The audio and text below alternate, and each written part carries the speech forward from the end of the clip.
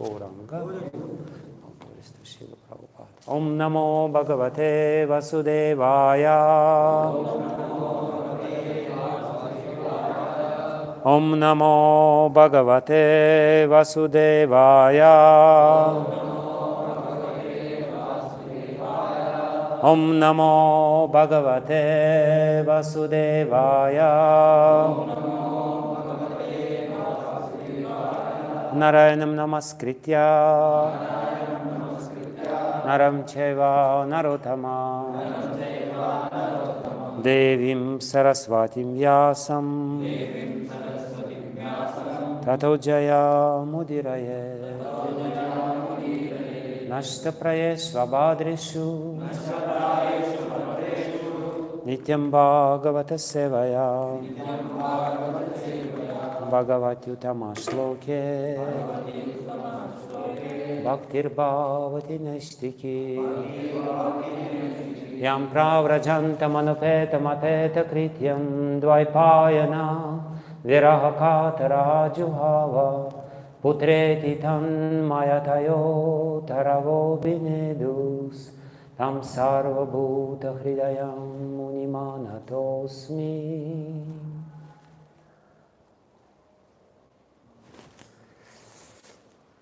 So, Hare Krishna.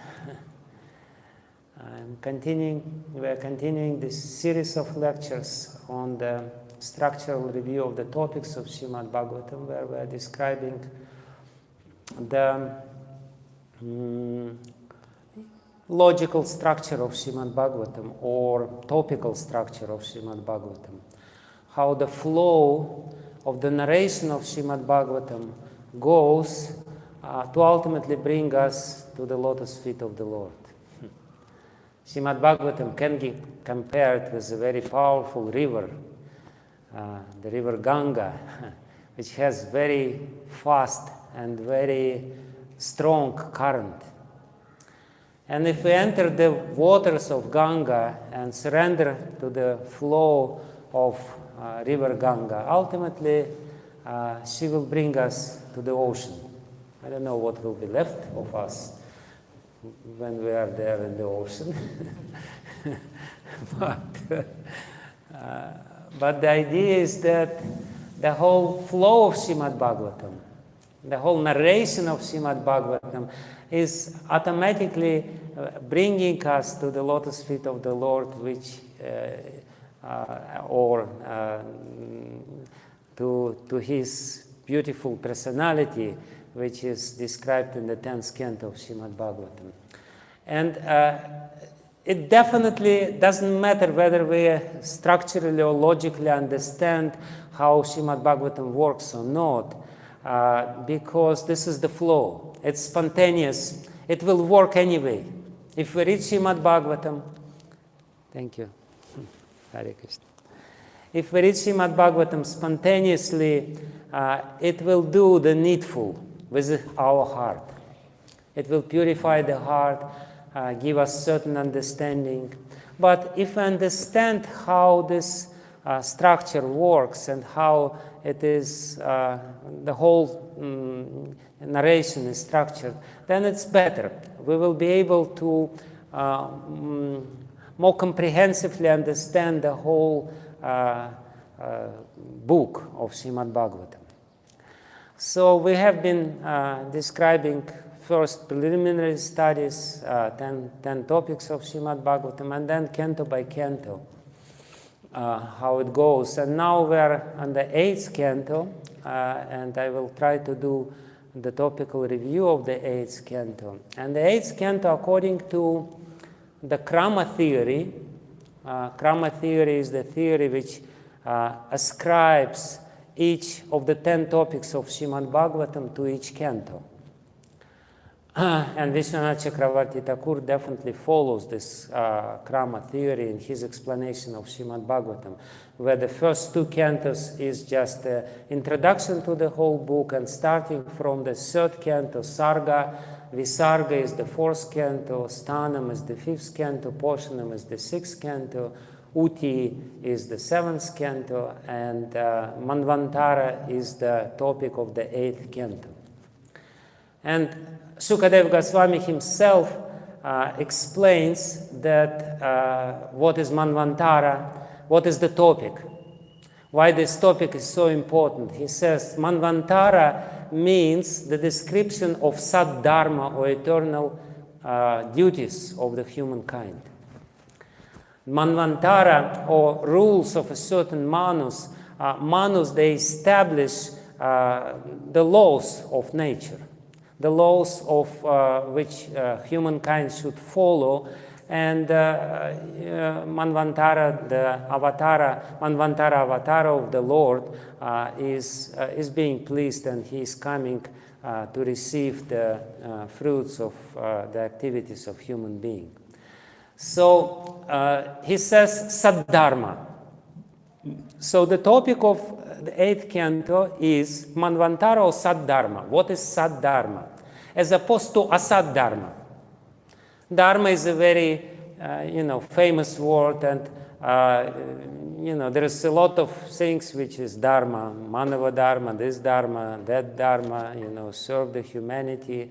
It's all good, but it is not necessarily Sad-dharma or eternal duties. What is the eternal duties? As opposed to Asad-dharma or temporary duties, which we also have to do. Duties to our family, duties to the nation, duties to humanity, this is all fine. But what is the essence, what is the foundation without which all other dharmas become useless, futile?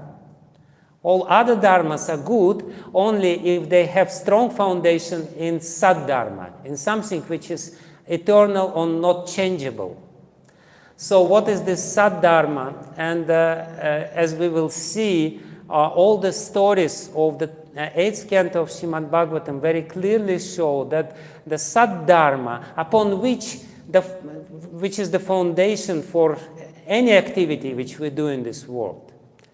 Any activities which we do in this world will be fruitful, useful, and beneficial to us and to other living beings. Only if the foundation is there, and the foundation is Sad-dharma, and Sad-dharma is the surrender to the Lord. So the topic of the 8th canto is the complete science of surrender to the Lord. What does it mean to surrender to the Lord? What does it imply? How we should surrender? What should be our motivation when we surrender to the Lord? And what we should try to avoid while thinking that we're surrendering to the Lord. Because oftentimes there is a self-deception. We're deceiving ourselves. We think, I'm a devotee, I'm surrendered soul. But at the same time, we maintain the same sort of attitude, changing externally, the dress and tilak and everything else. Like Arjuna in Bhagavad Gita, Shadhimam tvam, Shishyasteham Shadhimam tvam prapanam, I'm the soul surrendered unto you, Nayotsya iti Govinda, but I'm not going to fight. So that's the position of all of us. I'm surrendered soul, but don't ask me what I don't want to do. So this is very important topics of the 8th canto, different aspects of surrender. And it's a science. It's a science of surrender, how to surrender to the Lord, and how beautiful it is, how joyful it is to surrender to the Lord if we do it properly.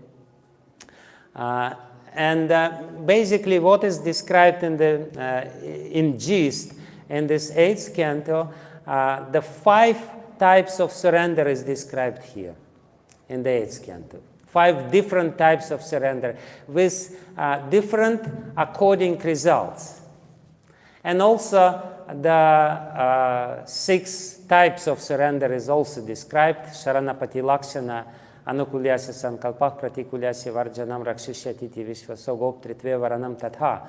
This Shadvidha Sharanagati is also described here in different stories, in the form of stories. To drive this topic home to our heart and to explain it to us, Shukadeva Goswami is describing different stories of surrender.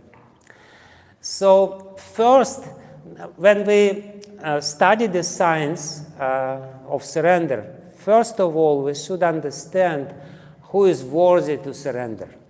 Because surrender we cannot avoid in this material world. We always surrender to somebody. The problem is that we always surrender to somebody who is not worthy of being surrendered to.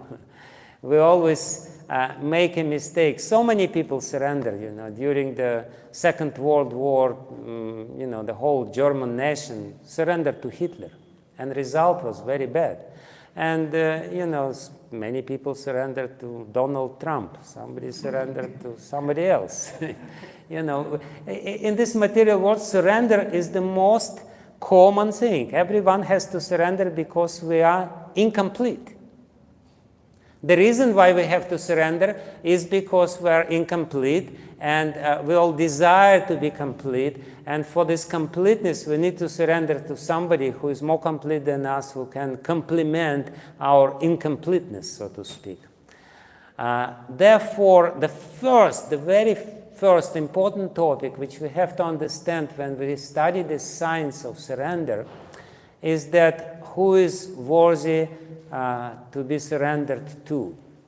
And for that, I will read verse and purport from the first chapter of the 8th canto of Shrimad Bhagavatam, Srila Prabhupada, where the general description of surrender, the general the qualification of somebody who should be surrendered to, who we should surrender to, is beautifully described.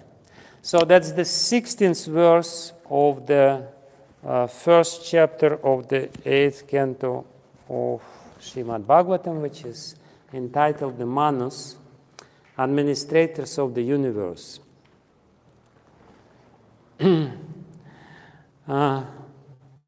Tamihamanam nirhankritam buddham nrin shikshayantam nijavartma samsthitam prabhum prapadye kiladharma bhavanam. Very beautiful and very instructive verse of Shrimad Bhagavatam.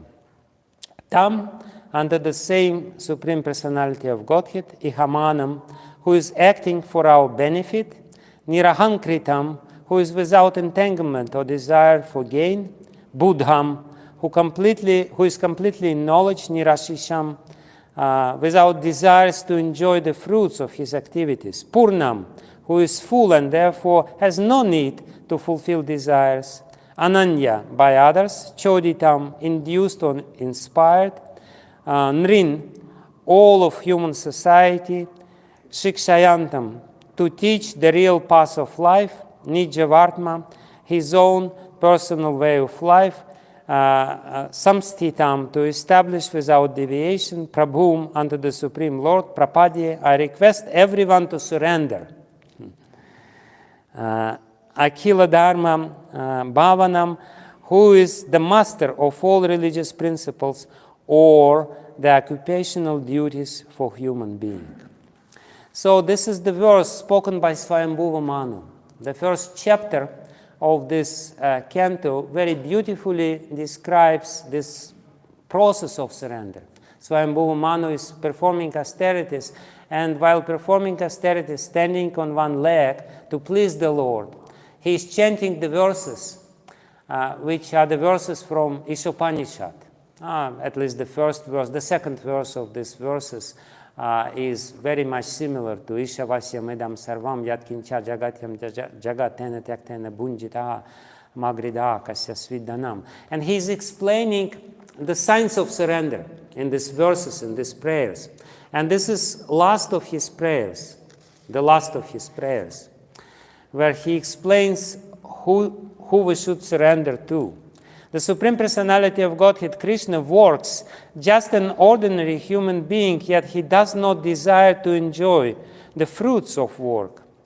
He is full in knowledge, free from material desires and diversions, and completely independent. As the Supreme Teacher of human society, he teaches his own way of activities, and thus he inaugurates the real path of religion. So this is the Saddharma.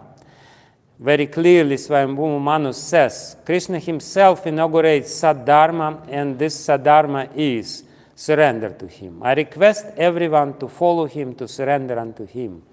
Prabhum prapadye akhila dharma bhavanam. Purport by Srila Prabhupada. It's a long purport, but very nice. This is the sum and substance of our Krishna consciousness movement. We are simply requesting human society to follow in the footsteps of the teacher of Bhagavad Gita. Follow the instructions of Bhagavad Gita as it is, and your life will be successful. That is the summary of the Krishna consciousness movement. The organizer of the Krishna consciousness movement is teaching everyone how to follow Lord Ramachandra, how to follow Lord Krishna, how to follow Sri Chaitanya Mahaprabhu.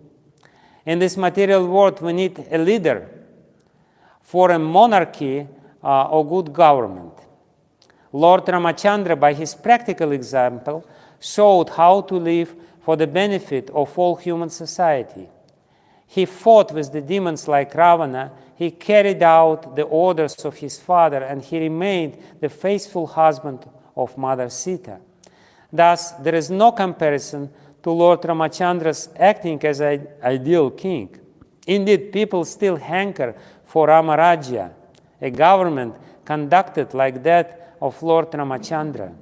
Similarly, although Lord Krishna is the Supreme Personality of Godhead, he taught his disciple and devotee Arjuna how to lead life, ending in going back home, back to Godhead. Tyaktva punarjanmana iti mameti sorjuna. All teachings, political, economical, social, religious, cultural, and philosophical, are to be found in Bhagavad Gita. One only has to follow them strictly. The Supreme Personality of Godhead also comes as Lord Chaitanya, just to play the part of a pure devotee. Thus, the Lord teaches us in different ways, just to make our life successful. And Swayambhuva Manu requests us to follow him. Swayambhuva Manu is the leader of mankind. He has given a book called Manu Samhita to guide human society. Herein, he directs us to follow the Supreme Personality of Godhead in his different incarnations. These incarnations are described in Vedic literature, and Jayadev Goswami has described 10 important incarnations in summary. Keshavadrita Meena Sharira Jaya Jagadisha Hare, Keshavadrita Narahari Rupa Jaya Jagadisha Hare, Keshavadrita Buddha Sharira Jaya Jagadisha Hare, etc. Swayambhuva Manu instructs us to follow the instructions of God's incarnations, especially Krishna's instructions of Bhagavad Gita as it is. Appreciating Bhakti Marga as instructed by Sri Chaitanya Mahaprabhu, Sarvabhaum Bhattacharya thus depicted the activities of Chaitanya Mahaprabhu: Vairagya Vidya Nija Bhakti Yoga, Shikshartham Ekah Purushah Puranaha, Sri Krishna Chaitanya Sharira Dhari Kripam Budhir Yastvamaham Prapadye. Let me take shelter of the Supreme Personality of Godhead, Sri Krishna, who has descended in the form of Lord Chaitanya Mahaprabhu to teach us real knowledge. His devotional service and detachment from whatever does not foster Krishna consciousness. He has descended because he is an ocean of transcendental mercy. Let me surrender unto his lotus feet. In this age of Kali, people cannot follow the instructions of the Supreme Personality of Godhead, and therefore Lord himself takes the part of Sri Krishna Chaitanya to teach personally how to become Krishna conscious. He asks everyone to follow him and become a guru to deliver the fallen souls of Kali Yuga. Yari deka tarikaha Krishna Upadesh, Amara Gyai Guru Hoy, Hana Tara Eidesh. Instruct everyone to follow the orders of Lord Sri Krishna as they given in Bhagavad Gita and Shrimad Bhagavatam. In this way, become a spiritual master and try to liberate everyone in this land. The coherent purpose of Lord Ramachandra, Lord Krishna, and Lord Chaitanya Mahaprabhu is to teach human society how to be happy by following the instructions of the Supreme Lord. Namo Vishnu Padaya Krishna Prestaya Bhutale Srimate Bhaktivedanta Swami Niti Namine Namaste Saraswati Deve Gauravani Pracharine Nirvishesha Shunyavadi Paschatya Deshatarine Vanchakalpatarubhyascha Kripa Sindhubhyeva cha Patitanam Pavanebhyo Vaishnavebhyo Namo Namaha Shri Krishna Chaitanya Prabhu Nityananda Shri Advaita Gadadhara Srivasadi Gaura Bhakta Vrinda Hare Krishna Krishna Krishna Hare Hare Hare Rama Rama Rama Hare Hare Hare Krishna Krishna Krishna Hare Hare Hare Rama Rama Rama Hare Hare Hare Krishna Krishna Krishna Hare Hare Hare Rama Rama Hare Hare Yantah pravishya mama vachim mamam prasuptum sanjivaya tekila shakti daraksvanamna anyamsya hasta charana shravana tvagadim pranannamo bhagavate purushaya tubhyam Svasyastu vishwasya kalah prasidatam deyantu bhutani shivam mithodiyam manascha badram bhajata tadoksaja aveshyatam no matir abhyahaitu ki. So, Srila Prabhupada explains the essence of all teachings of Vedic literature is just to surrender to Lord and follow Him. Sarva dharman parityajam amekam sharanam vraja aham tvam sarva papibhyo mokshashyami masucha. It's interesting that sometimes people don't even understand this. I spoke once with Indian ambassador to Russia. He was a very nice person, very, very friendly, follower of Mahatma Gandhi.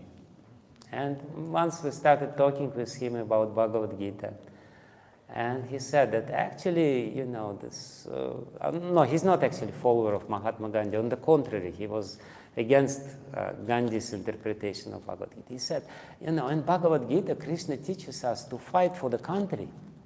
How Mahatma Gandhi can interpret it that it should be non-violent things, it should be Deshi Bhaktas, we should fight for our country. I said, no, in Bhagavad Gita, Krishna teaches us to surrender to Him. He said, really? I said, yes. He said, where did he say this? I said, Sarva Dharman Parityaja. He said, really? He said this? You're not joking? So, people miss the point. Because we interpret everything we read according to our samskaras, according to our understanding, and we miss very important points sometimes. But Srila Prabhupada stresses this again and again and again. In Ramayana, the same point is stressed. Lord Ramachandra says to even Ravana through Angada, he said, you surrender unto me, and I will, you will rule happily this Lanka and everything will be fine. And when Vibhishana surrenders, he says that this is my sacred duty, sakriteva prapannayah, tavasmiti sayachate, abhayam sarvada tasmai. I will make him completely abhay, completely fearless. This is mama vrata. This is my vow. If somebody surrenders unto him, I will protect him. And of course, Srila Prabhupada says that Lord Chaitanya ultimately says the same thing. Surrender means follow me, follow what I said, and you will be saved. You want to be saved? Here is, what you should follow. Lord Ramachandra is there, Lord Krishna is there, Lord Chaitanya Mahaprabhu is there. Follow what they say, everything will be fine. But very interesting and important point here is that Manu explains why we should surrender to the Lord. Why? Why we should surrender. And if we are to surrender to somebody else, we should see in him reflection of the same qualities. And these qualities of the Lord, which makes him worthy of surrender, of taking shelter of, is ihamanam, ihamanam. Ihamanam means he is detached. He is not selfish. All these qualities is actually describing the Lord as somebody who doesn't have any particular self-interest. When we surrender to somebody who has selfish interest, we will fail. We will be we will be frustrated in our surrender. So many people lost faith in Krishna consciousness because they applied their surrender to not exactly to the worthy persons. It's a very sensitive process. We have to be very clear, and because it is a science, Swayambhuva Manu says it very clearly. Ihamanam. Ihamanam means he is not into himself, he is detached, he is not attached. Nirahankritam. He doesn't have ahankar. He doesn't have false ego. He is not self-centered. Buddham. Buddham, Srila Jiva Goswami very beautifully explains what Buddham means. He says Buddham means he is conscious of his own bliss.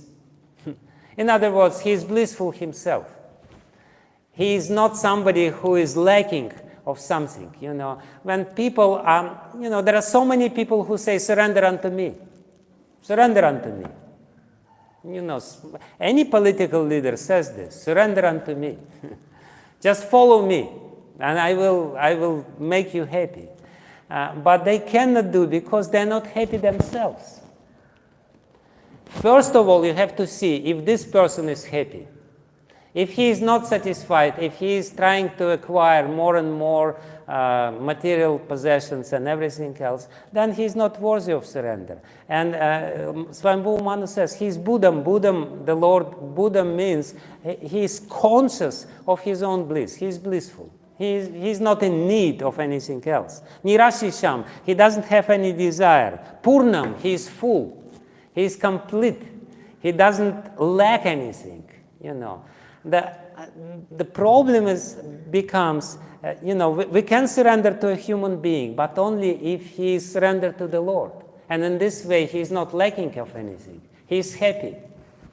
Srila Prabhupada was like this. He was happy when he was living in Radha Damodar temple in a very humble way. He was happy when he was living in the palaces. And there was no change in his mood. He was not lacking of anything, and therefore it is said here, Purnam, Ananya Choditam, he is not induced by somebody else. Ananya Choditam. It's not that, I'm afraid that somebody is doing something to me. It's just self-inspiration. The inspiration, Choditam, Ananya Choditam, is coming from within.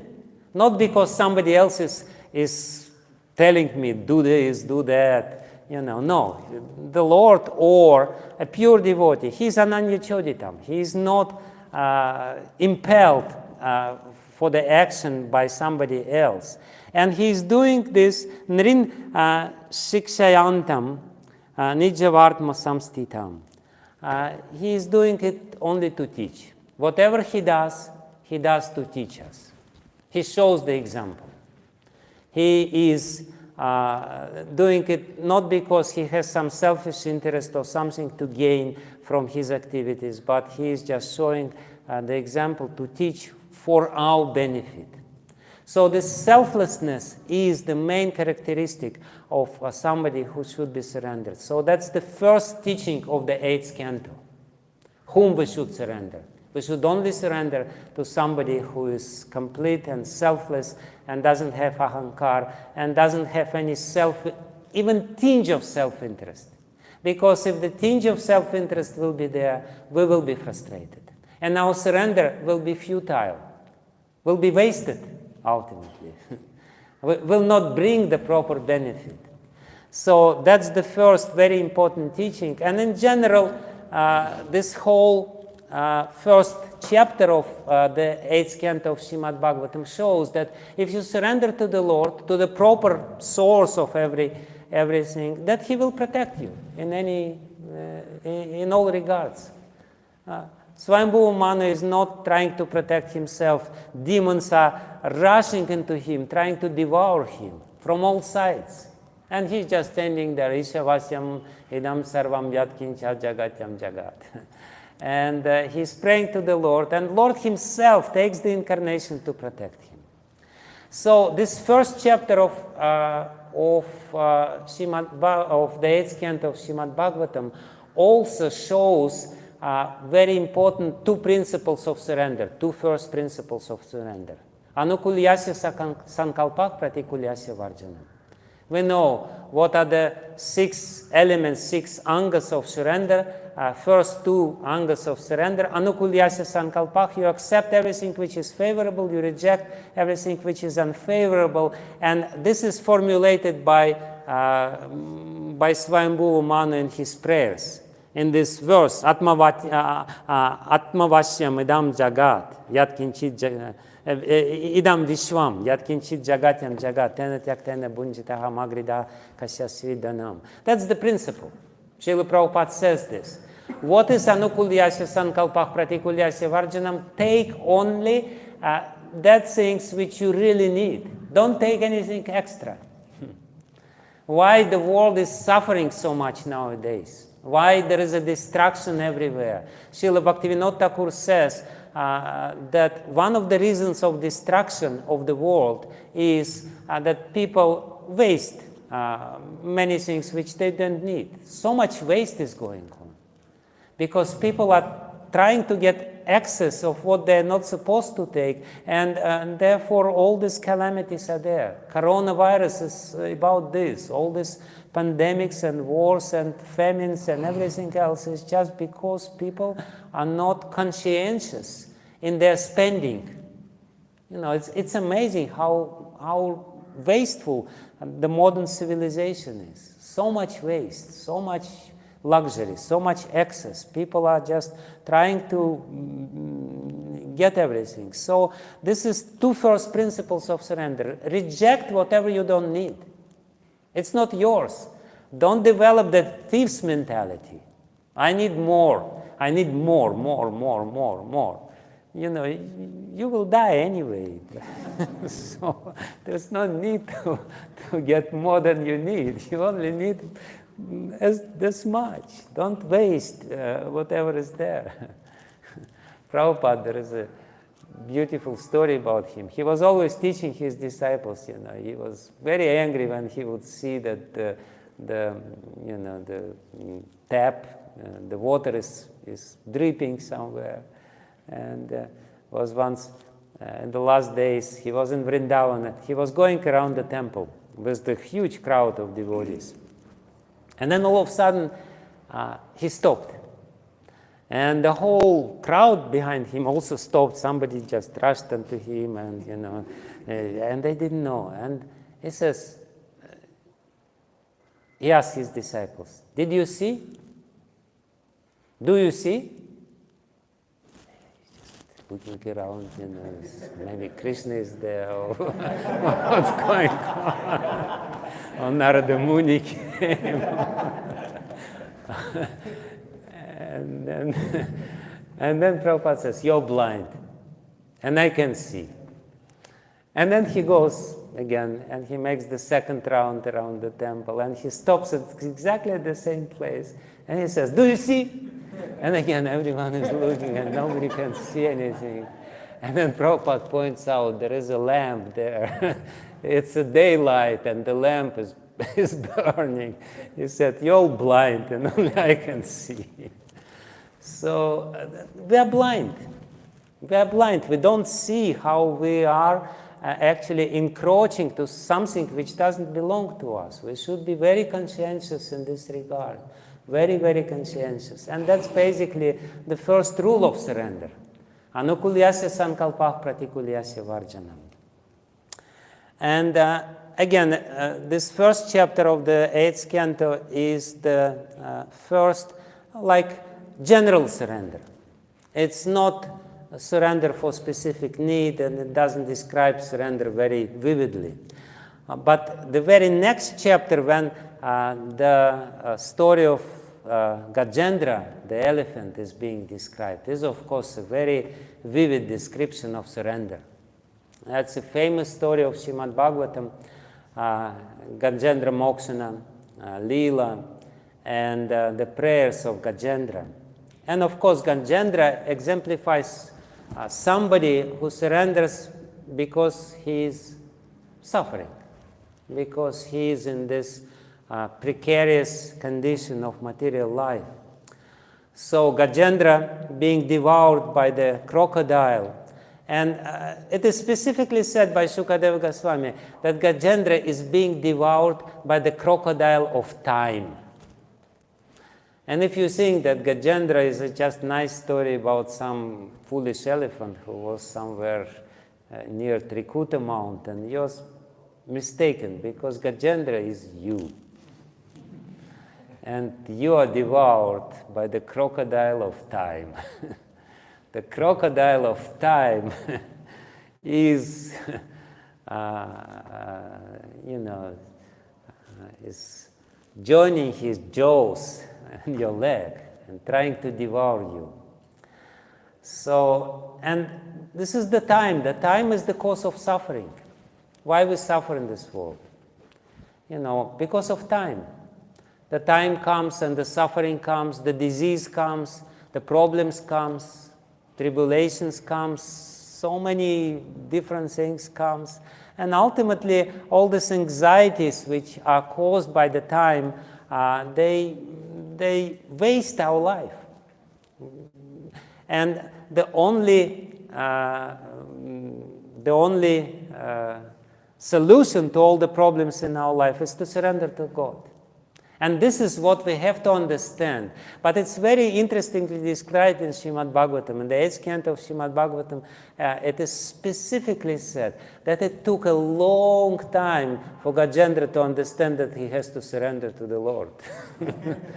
Does it sound familiar to you? We suffer and suffer and suffer and suffer and suffer and suffer. And then, it dawns to us, maybe I should surrender to the Lord. Maybe this is the solution. But before that, what he was trying to do? He was trying to do exactly the same thing which we are trying to do. He tried to find another solution to all his sufferings. He thought, I am powerful. Look at me, I am such a big elephant. And this little crocodile, what he can do to me? And crocodile said, let's see what I can do to you. But he is pulling and pulling and pulling. And in the same way, we are struggling, we are fighting. But the teaching of Shrimad Bhagavatam is that the sooner we understand this, the less blood will be shed from our, from everything which we have. Because otherwise we're just suffering uselessly. And it's very interesting because Srila Jiva Goswami again in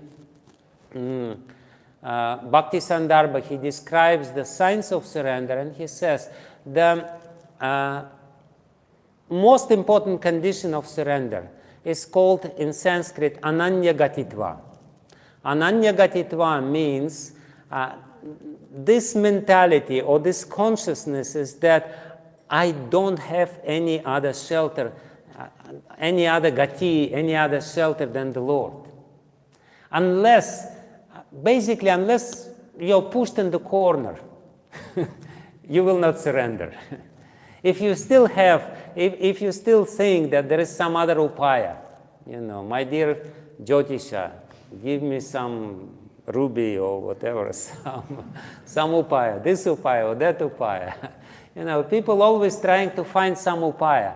So when you, some means to save themselves, when you have this mentality, when you ultimately come to this conclusion, Ananya Gatitva, there is no other upaya, there is no other way, there is no other way, then only you surrender. So that's the mentality, and that's why surrender takes time. It really takes time before we really understand, before we exhaust all other possibilities of saving ourselves. And therefore it is said, it's beautiful, in the before Gajendra starts his praying, before he remembers even the prayers. It's interesting, it's also a very interesting element of this whole dynamic of surrender. It's very difficult for us to surrender when everything is fine with us. Everything is fine. Yeah, right. Very good. It's very difficult for us to pray to the Lord sincerely. We come to Him, yes, right. Very good, very good. Hare Krishna. How are you?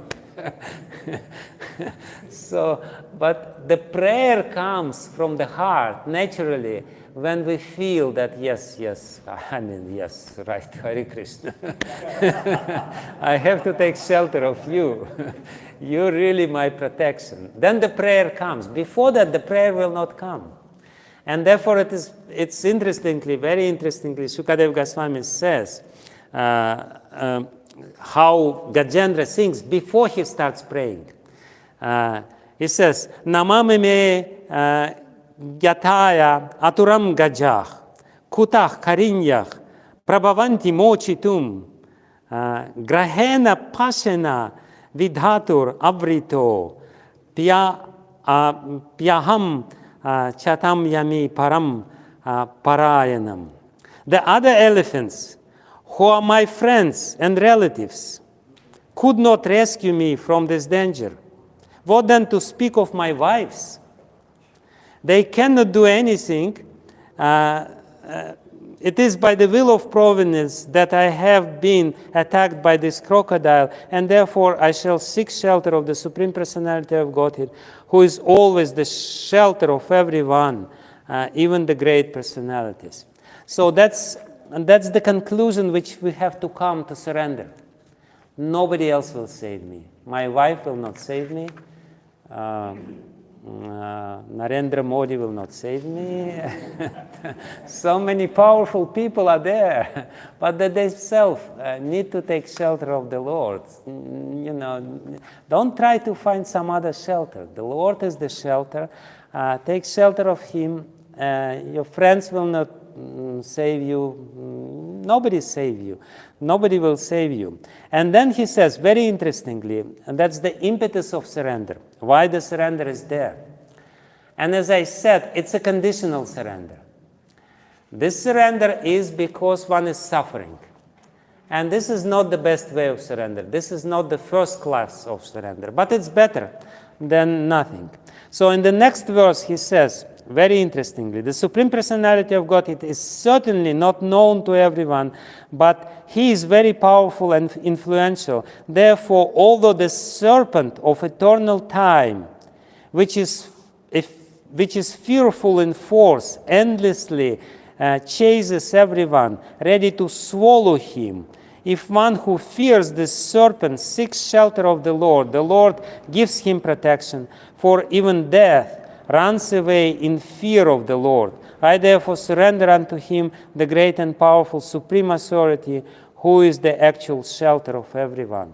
So that's basically the motivation. If you're afraid of suffering, the fear is the motivation. Why do we surrender to the Lord? And in Kali Yuga, it's most common. It's actually said that these 4 categories of people who surrender to the Lord, of pious people who surrender to the Lord, are Toji Gyasura Tarthi Gyanicha Bharatar Shaba. In Bhagavad Gita, Lord Krishna describes these 4 categories of pious people. Sukritina Jana. This Sukriti, when people acquired some Sukriti, it's also very interesting. Because 8th canto is describing surrender. In Bhagavad Gita, Krishna says, why people surrender? Because they have some pious credits, some Sukriti. And the previous canto, 7th canto of Shrimad Bhagavatam, was describing how to acquire pious credits. That by association with saintly people and by following strictly the rules and regulations of Varnashrama, you acquire necessary Sukriti which will help you to surrender when the need will be there. So that's, again, very important logical structure or logical flow of the narration of Shrimad Bhagavatam. So the 8th canto is describing how different people surrender, and it is described by some acharyas that these 4 categories of surrender, of people who surrender to the Lord, of pious people who surrender to the Lord, this motivation is according to the Varnas. Shudras, they surrender only because they suffer. There is no other way for them to surrender. Vaishyas, why do surrender? They surrender because they want money. Arto, jigyasu, artharthi. They want artharthi. They want money. Kshatriyas, why do surrender? Jigyasu. They're curious. They're challenging. Let me see. And then Brahmanas, they surrender because they're jnani, they have knowledge, because this is the motivation. So because in Kali Yuga everyone is Shudra, why people surrender to the Lord? There's only one reason. Because they suffer. There is no other reason. There is no other motivation. Because Kalau Shudra Sambhava, in the age of Kali, the main motivation. Why did we come to Krishna consciousness? Because we suffer. And because we want to avoid sufferings. That's why we surrender. So therefore, this Gajendra Mokshana Leela, even though it's not the best way to surrender to the Lord, still it's very instructive and very relevant to us. And therefore, this 8th canto starts with this Gajendra Mokshana Leela, which explains to us the dynamic of surrender because of our fear of death. And Prabhupada, of course, he quotes Taittiriya Upanishad, the famous verse from Taittiriya Upanishad, which said that the wind is flowing because of the fear of God, and the sun is only shining because of the fear, and Chandra, the moon, is shining because of the fear of the Lord, and Agni also emanates the heat and light because of the fear, and from the Lord even Mrityu davati panchamaha. Because of the fear of the Lord, the death runs away. So the idea of this beautiful verse from Taittiriya Upanishad is that everything is working because the Lord is in control, but if you want to be protected from death, you should surrender to Him, because death personified runs away from the Lord in fear. Everyone is fearful of death, but death is fearful of the Lord. So we will skip Gajendra prayers of surrender, and we will come directly to the next story, very important story, very important story of the 8th canto of Shrimad Bhagavatam. Of the Gajendra prayers of surrender, the story of the churning of the milk ocean is there. And of course, this story shows what kind of surrender, what is the motivation for this surrender? Huh? Yeah, artharthi, somebody who wants wealth, somebody who wants the Lord to maintain himself, and therefore he surrenders to the Lord. And demigods who are praying to the Lord, and of course, yes, as we said that first two angas of surrender, anukulyasya sankalpah pratikulyasya varjanam, are there in the first chapter of the 8th canto, in the prayers of Swayambhuva Manu. And then Rakshishyatiti Vishwaso, this trust that the Lord will protect me, is depicted in this Gajendra story. Gajendra realized that the Lord will protect me for sure. So that's the next element. And then Goptritve Varanam Tatha, the next element of surrender, that the Lord is my maintainer, is exemplified by the demigods, who come to the Lord and say, my dear Lord, Hare Krishna, we need something. Please give us what we need. You're maintaining everyone. Please give us back all these heavenly planets. So that's a long story, and but it also has very important lessons of surrender. Again, as I said, this whole 8th canto is teaching us how to surrender, why to surrender, what is the dynamic of surrender. And the next motivation for surrender is, very common motivation for surrender is that you go to the Lord and you say, my dear Lord, I need some money. Come on, Hare Krishna. So, I need it. I really need it. Please give me something. Dehi, this dehi, that dehi. Give me something. And this whole story very interestingly describes that the Lord gives. But He gives in such a way not to make you lazy, not to make you irresponsible, not to make you, oh, it works, I don't have to work anymore. I have to go to the Lord and just put some 5 rupees into hundi and then we'll get big interest from my investment. No, it doesn't work like this. It's very clearly said here, yes, Krishna will give you, but how He will give you? He will tell you, go and work. The demigods, they come to the Lord and they say so many good prayers and they say, please, please, we surrender to you, please give us, give us. The Lord says, yes, yes, yes, yes, yes. Go to the demons, make truce with them, work hard, work to your sweat and, till your blood is coming out, oozing from your ears. Do work very hard. And he specifically said, it's very interesting, the instruction of the Lord to the demigods. If you want that the Lord will fulfill your material desires, He will fulfill your material desires. You go to Him, you pray to Him, He will. But it doesn't imply that you don't have to do anything. You have to work hard. That's the first thing. The second thing, you have to be very patient.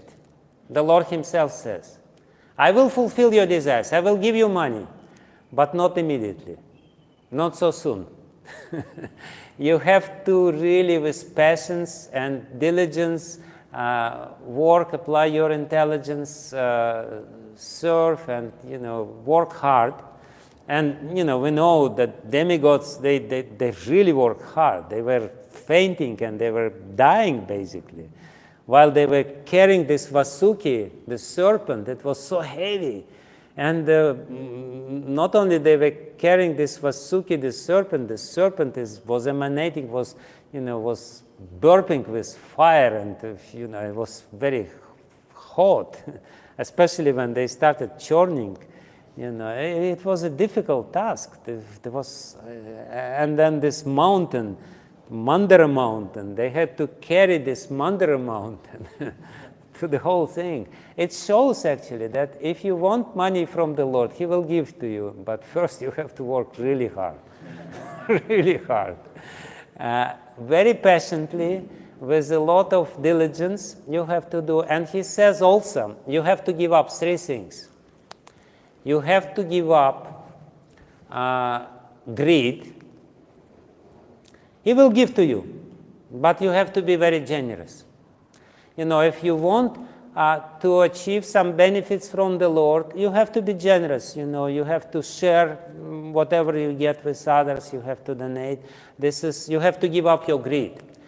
The Lord doesn't give money to greedy people because, He says, what is the use to give money to greedy people? It will be just a waste of money. They will just sit on this money without using it properly. So you have to give up your greed. You have to give up your anger, because sometimes when we work, we become really irritated, agitated. This is another thing. And what else was there? Huh? No, not lust. It was something else. Just 1 second. Your greed, your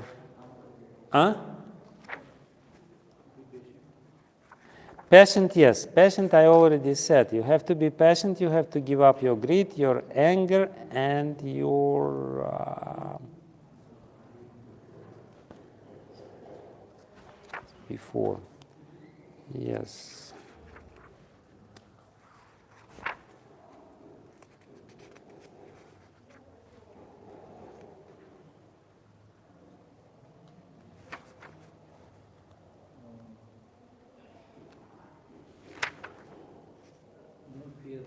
Fear, yes. You have to give up your fear. You have to be so you have to be fearless. You have to work also with a lot of conviction, with a lot of that. Ultimately, the Lord will protect me. The Lord will give. This is how it is. The life is difficult. The Lord is teaching us very important lesson that the life is not easy. Don't expect that you will have easy life. You know, I'm a devotee, Hare Krishna, so I don't need to do anything.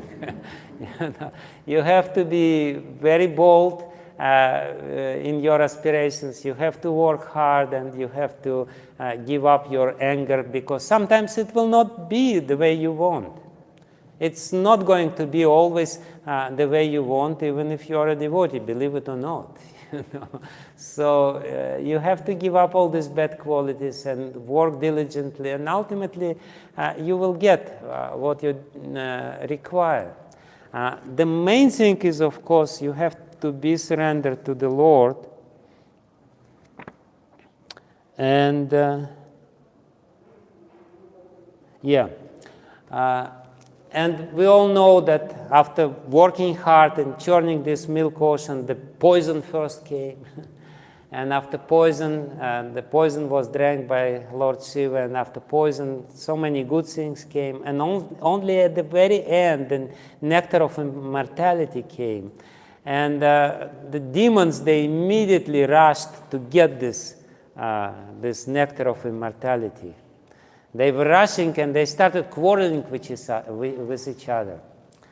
It's a very interesting point, because when people in this material world are working hard, they have this competitive spirit, this mentality, aham purvam. The demons were rushing, and they were saying, I'm the first, I'm the most worthy of getting this nectar. And the Lord doesn't like it.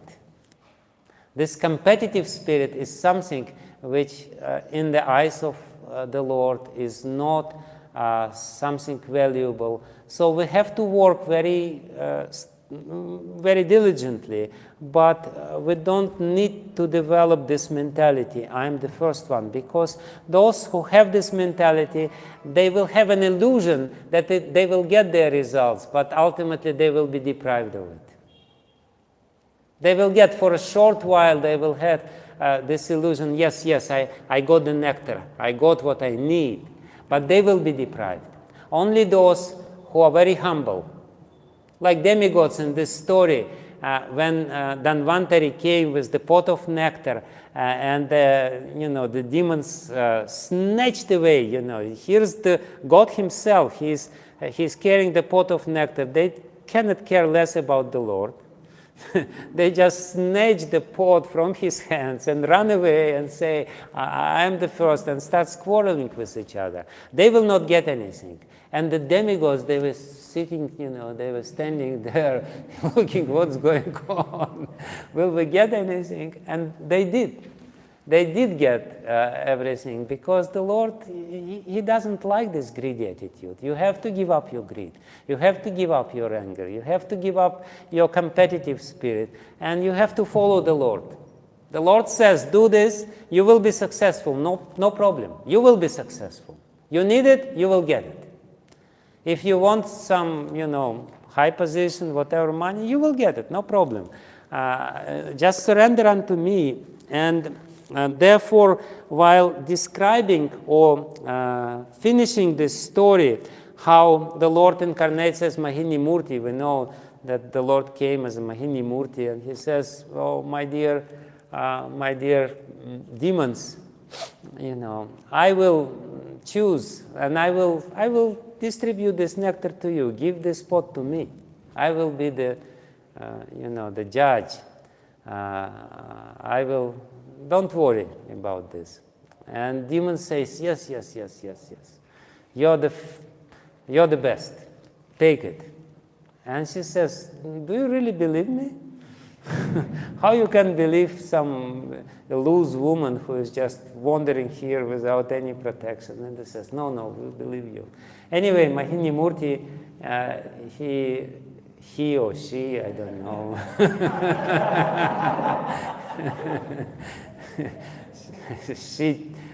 she bewilders demons and snatches all the nectar and ultimately distributes all the nectar to demigods and deprives demons from it. But a very instructive and important lesson at the end of this story, in the 9th chapter of the 8th canto, 28th verse, it is said, the place, the time, the cause, the purpose, the activity, and the ambition were all the same for both the demigods and the demons. But the demigods achieve one result and the demons achieve another. Because the demigods are always under the shelter of the dust of the Lord's lotus feet, they could very easily drink the nectar and get its results. The demons, however, not having sought shelter at the lotus feet of the Lord, were unable to achieve the result they desired. Again, the same point, very important point, is that if you want to achieve a result, you should take shelter of the Lord. The lotus feet of the Lord ultimately give the result. It is the Lord who gives the result. You may apply the same endeavor, the same time, the same place. Everything was the same. But the demons didn't get anything. And demigods got everything. Why? Because internally they were surrendered to the Lord. It's important to keep this mentality. I'm surrendered to the Lord. And therefore I'm not angry, whether I get it or not. Ultimately, I'm ready to receive any results He wants me to give. He wants to give to me. That's the main point, is that this mentality that I'm surrendered and I'm working hard and ultimately I'm ready to receive any results is the key for success. That's actually the whole management course, which is given here in the 8th canto of Shrimad Bhagavatam. How you should manage your affairs to ultimately be successful beyond your expectations. Your success will supersede your expectations if you do everything properly according to the desires of the Lord and according to His instructions. So now we have we covered in this 8th canto of Shrimad Bhagavatam, we covered 2 motivations. Arto jigyasa not, arto and artarthi. We covered 4 elements of surrender. Anukulyasya sankalpah pratikulyasya varjanam rakshishyatiti vishvaso goptritve varanam tatha. So these 4 things are described in these stories. And now we come to a very peculiar and amazing and even hilarious story about Lord Shiva. After this whole story of Lord Shiva was, after drinking poison, he probably, got, he was a little sick. Therefore, he was not present during the Mahini Murti. He went home for, he went home for his recovery. Drinking this hala poison was difficult. So he was not present while Mahini Murti was there. Therefore, he approached the Lord and he said, "My dear Lord, I heard that you came as a beautiful woman.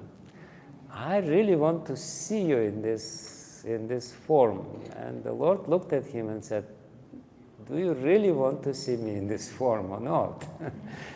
Are you sure?" So that's a very interesting story, and why this story is there, because actually it exemplifies the third motivation for surrender, inquisitiveness. Lord Shiva was very curious what is going to happen. As I said, this inquisitiveness, jigyasu, as a motivation for surrender, it's a motivation of very strong people, strong-willed people, kshatriyas. It's the motivation for kshatriyas. And kshatriyas, they're very, they like challenges. And they have this inquisitiveness, and they have very strong will. So Lord Shiva is actually displaying this attitude. My dear Lord, I heard that you're very powerful. Can you show me your power? And let's see whether you are really that powerful or not. So basically, that's the motivation behind this request, this very strange request of Lord Shiva otherwise. But he actually wants the Lord to prove that he is superior to him. He wants to be defeated by the Lord, but he wants the Lord to show the maximum extent of his power. So in somewhat challenging spirit, not in a wrong way, not in a bad way, but with little challenge in his mind, he says, let me experience the full extent of your power. And that's sometimes what people do when they surrender to the Lord. They know the Lord is there, but they're really not 100% sure how powerful he is. They want to really test his powers or whatever, and sometimes they do some strange things. It's a wrong motivation. Ultimately, Shrimad Bhagavatam wants to say that this is not the best motivation. Even though the great Lord Shiva is doing this, still it's not the best motivation, and therefore it's very interestingly depicted there. Again, just 1 second. First, Lord Shiva, when he's praying to the Lord, when he's asking the Lord, please show me this form of Mahini Murti, before asking the Lord to show this form of Mahini Murti, he says in the 11th verse of the 12th chapter of the 8th canto of Shrimad Bhagavatam, my Lord, you are the supreme knowledge personified. You know everything about this creation and its beginning, maintenance, and annihilation. And you know all the endeavors made by the living entities by which they either implicated in this material world or liberated from it. As the air enters the vast sky and also enters the bodies of all moving and non-moving entities, you are present everywhere, and therefore you are the knower of all. Basically, that's the expression of his inquisitiveness.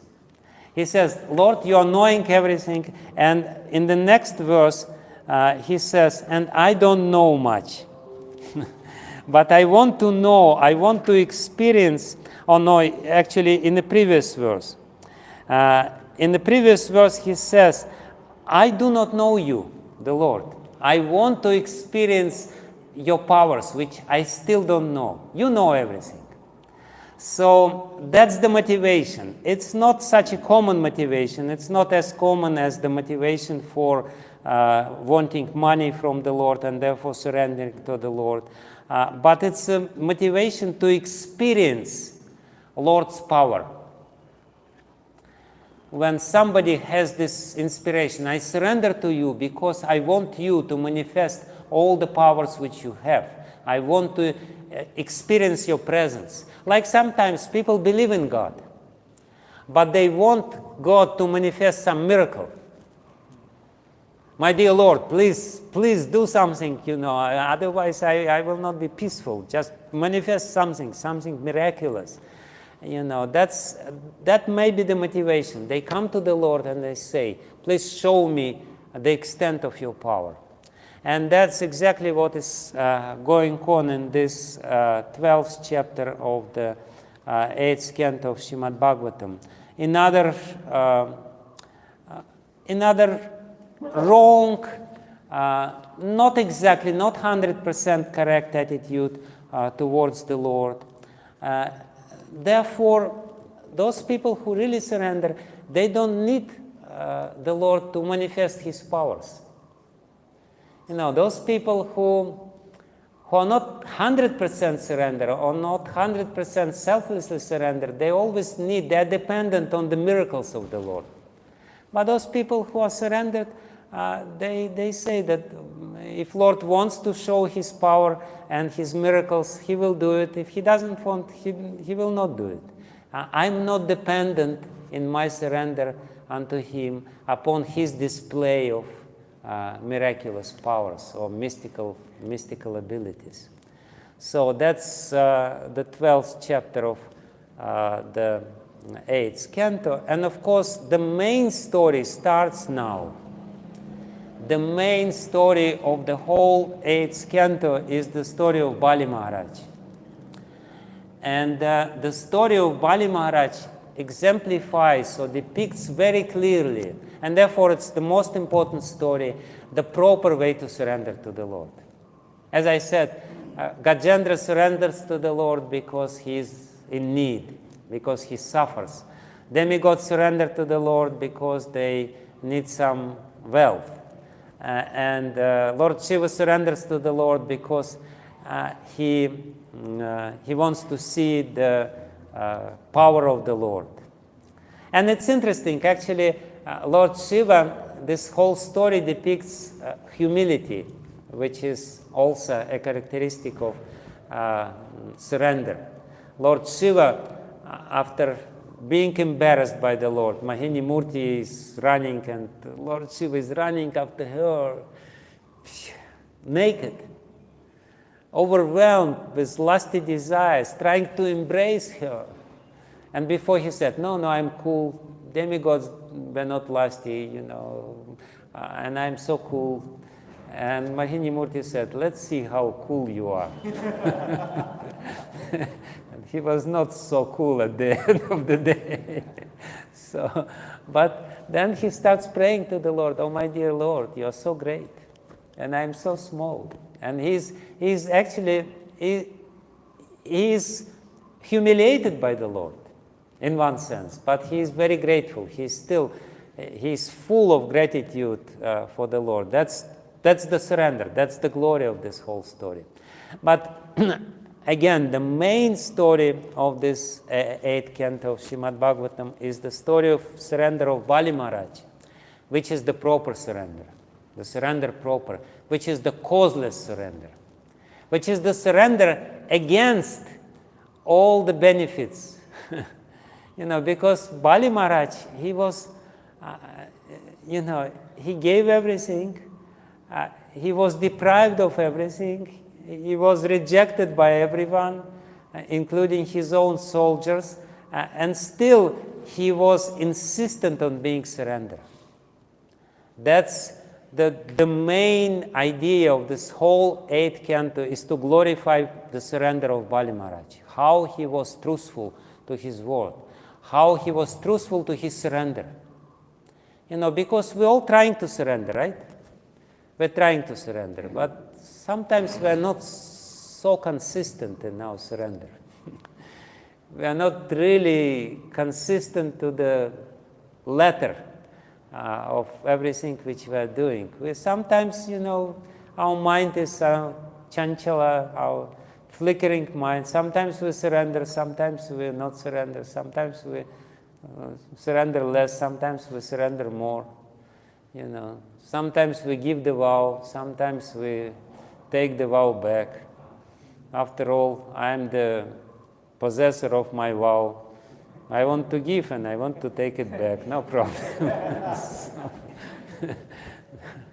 No, but the main teaching of the 8th canto of Shrimad Bhagavatam is that be like Bali Maharaj.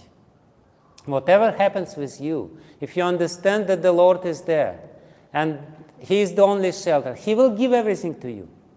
No problem. He gave everything to Bali Maharaj, including himself. He himself became the doorkeeper of Bali Maharaj, but not immediately. To glorify Bali Maharaj, he deprived him of everything. He humiliated Bali Maharaj just to show everyone how he is truly surrendered. And therefore, Bali Maharaj is the personification or the description of this Atmanikshepa, Karpanye. He is the description of this very glorious element of surrender when one is completely surrendered to the Lord. Everything which he has, which he possesses, he gives to the Lord. So this whole story, it starts with demigods who are conditional and fruitive, deprived of their position in the heavenly planets, and Aditi, mother of demigods, she starts praying to the Lord with again the same sort of attitude. Give me, give to my sons back their kingdom, give this, give that. But because she follows very diligently the instructions of her husband, Kashyapa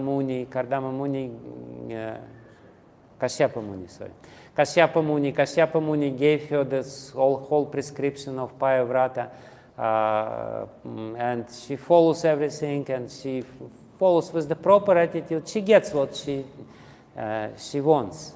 She gets Vamanadev. Lord himself incarnates as her son to come to her, being pleased by her surrender to Guru.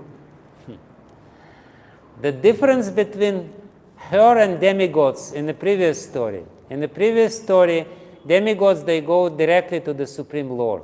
And therefore, they get the instructions of the Supreme Lord, they get the benefits of surrendering to the Supreme Lord. But this story, when Aditi surrenders to Kashyapa Muni, shows that surrender to Guru is actually more important than surrender to the Supreme Lord. She surrenders to Guru and follows his instructions in a very proper way with a proper etiquette.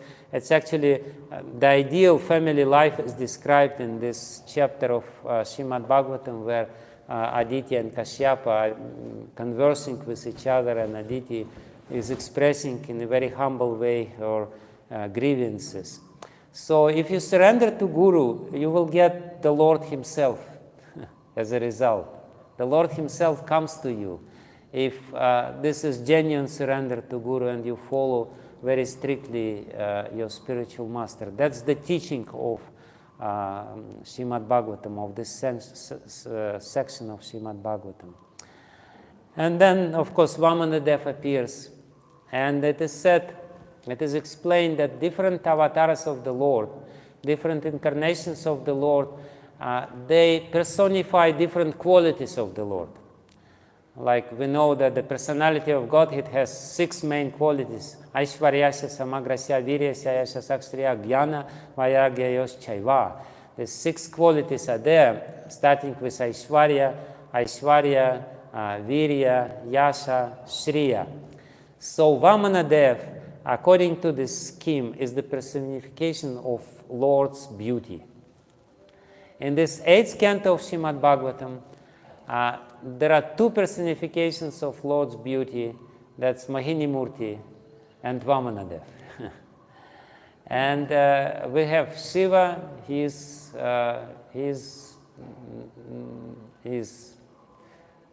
pastime with Mahini Murti.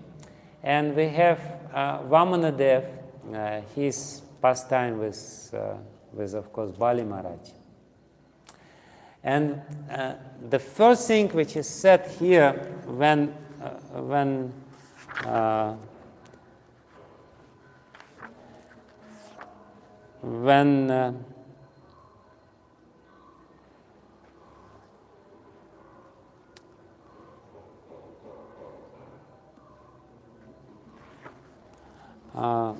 when Vamanadev comes to the sacrificial arena of Bali Maharaj,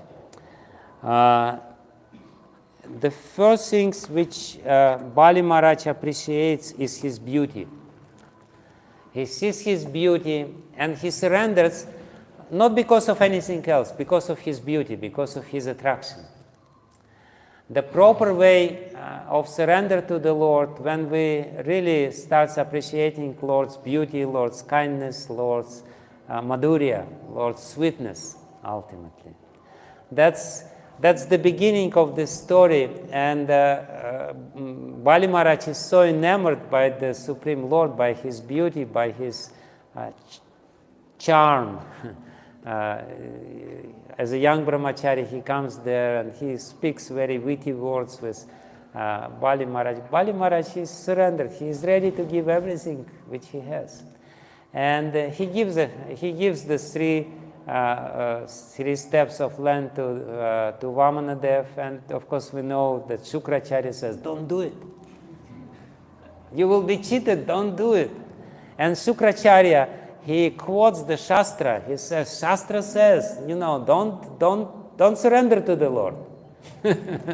Shastra says that, you don't have to give everything, and he quotes all these Shastras, and Bali Maharaj looks at Shukracharya and says, I don't care what Shastra says.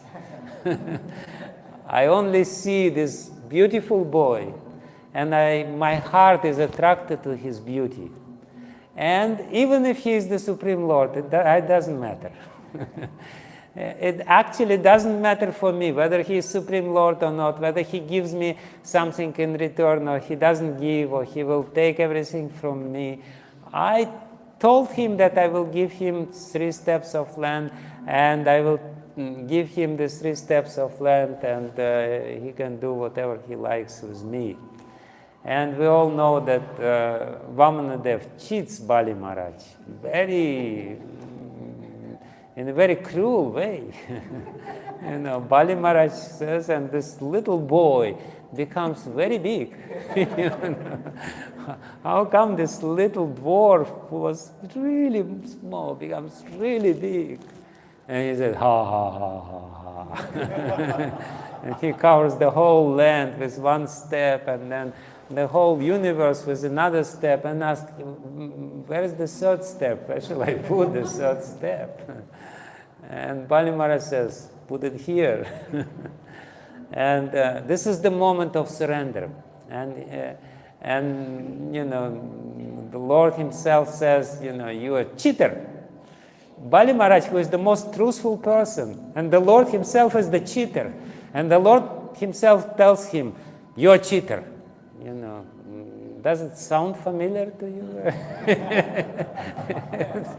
So, all the time like this, You're being accused of something which somebody else who is accusing you is doing to you. So, he's trying to humiliate. He's testing Bali Maharaj in a very heavy way. He's telling Garuda just bind him, and Garuda is binding him, and he's brought in front of the Lord as an animal. You cheater! You didn't fulfill your desire. Only because he wants to glorify Bali Maharaj.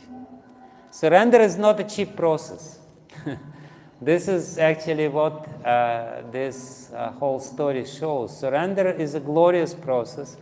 And the Lord doesn't expect from us the complete surrender from the very beginning, but he also shows that if somebody is completely surrendered, then the Lord gives to him everything at the end, but in between he may go through different problems.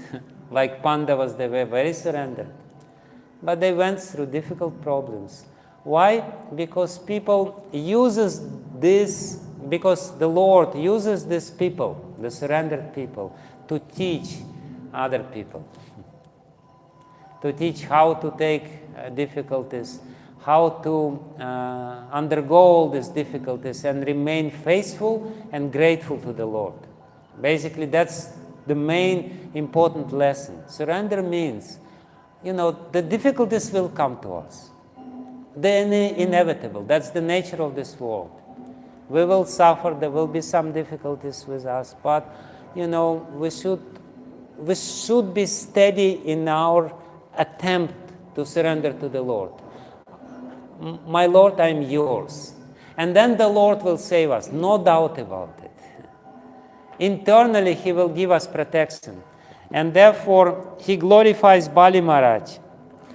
At the end, the Lord Himself starts glorifying Bali Maharaj. He says, look at Bali Maharaj. Other people, when they get riches, wealth, when they get high births, when they get other such opulences, although aristocratic births and other such opulence, impediments to advancement in devotional service, because they are causes of false prestige and pride, these opulences never disturb a pure devotee of the Supreme Personality of Godhead. He before says that, if somebody has aristocratic family or higher status of life, if he performs wonderful activities, if he is useful, if he has personal duty, a good education, a good wealth, if he is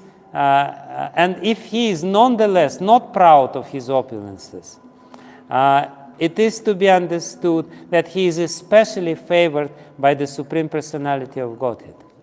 So, Vamanadev is teaching us which person can be surrendered. Why Bali Maharaj surrendered? Why Bali Maharaj was able to surrender to the Supreme Lord? Because he got blessings of Prahlad Maharaj.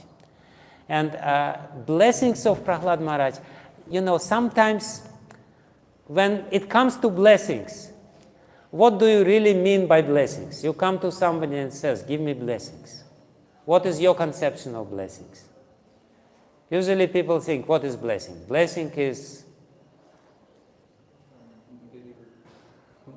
material wealth, good family life, nice children,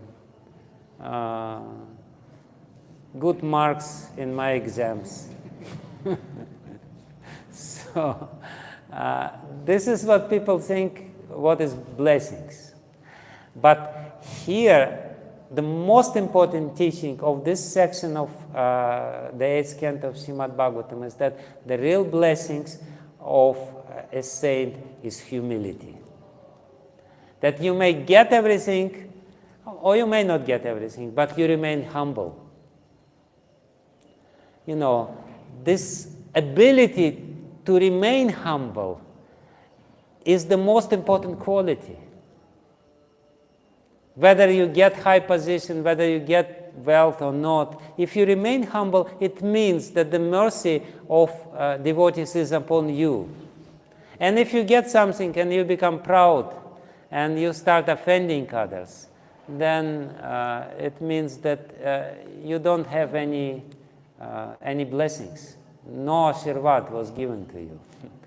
Real Ashirvad is this ability to remain humble in any position of life. That's what we need to seek. When we come to a devotee and we ask for a blessing, we should ask for this blessing. Please help me to remain humble. Please share your humility with me. This is what I need. Everything else will come automatically. The Lord will give to you if you are trusted. Srila Prabhupada, he was humble all the time. He showed this constancy in humility. And that means that he got blessings of his Guru Maharaj and of the whole Guru Parampara. This is what blessings really is, what it's all about. And actually this whole surrendering process, the pure surrendering process is only possible for humble people. Only humble people will be able to undergo through this surrendering process and achieve the result of this surrendering process. If you're proud, it will be very difficult to do the real surrender, the sincere surrender. It will be something fake, not exactly what is it. And therefore, the Lord himself glorifies Bali Maharaj. Although bereft of his riches, fallen from his original position, defeated and arrested by his enemies, rebuked and deserted by his relatives and friends, Bali Maharaj was attacked by his own demons, by his own generals. He was betrayed by them. All the suffering, the pain of being bound, and all the rebuked and cursed by his spiritual master, Bali Maharaj, being fixed in his vow, did not give up his truthfulness. It was certainly with pretension that I spoke about religious principles, but he did not give up religious principles, for he is true to his word. So this is, as the Lord himself says, this is the real Dharma. As we said, the whole 8th canto of Shrimad Bhagavatam is the description of Sat Dharma. This Sat Dharma is described in this 29th and 30th verses of the 22nd chapter of 8th canto, where the Lord himself says that in any condition of life, you remain surrendered. If you remain surrendered, servant of the Lord, despite of all the reverses, despite of all the difficulties which you undergo, this is the real Dharma. And you remain truthful to this real Dharma, Suvrata, Satyam. So then only your surrender is true, is real. And therefore, this surrender is glorified by the Lord himself. And the Lord himself says, I become his possession. I become his doorkeeper. I give him all the opulences. I'll make him Indra next time. I'll make him the king of the heavenly planets. I'll give him the opulences of Patala world. And I become his constant companion. Because of his qualities, because of his sincere surrender. So that's the manifestation of pure surrender without any motivation. Bali Maharaj was deprived of everything, still he was surrendered. That's the difficult lesson of the 8th canto. And we only have one more chapter of the 8th canto, which is the story of... one more very important verse which I wanted to show to you before we come to the next section of Shrimad Bhagavatam. It's the verse which is spoken by Prahlad Maharaj. Very interesting and very important verse. Chitram tavehitam aho mita yoga maya. Aho mita yoga maya. It's the 8th verse of the 23rd chapter of the 8th canto of Shrimad Bhagavatam, where Prahlad Maharaj glorifies the Supreme Lord, who dealt quite roughly with his descendant, his grandson, Bali Maharaj.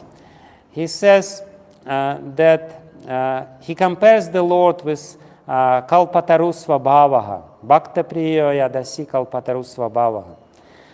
Prahlad Maharaj says, O my Lord, your pastimes are all wonderfully performed by your inconceivable spiritual energy, and by her perverted reflections, the material energy, you have created all the universes as the super soul of all living entities. You are aware of everything, and therefore you are certainly equal towards everyone. Nonetheless, you favor your devotees. This is not partiality, however, for your characteristic is just like that of desire tree, which yields everything according to one's desire. So that's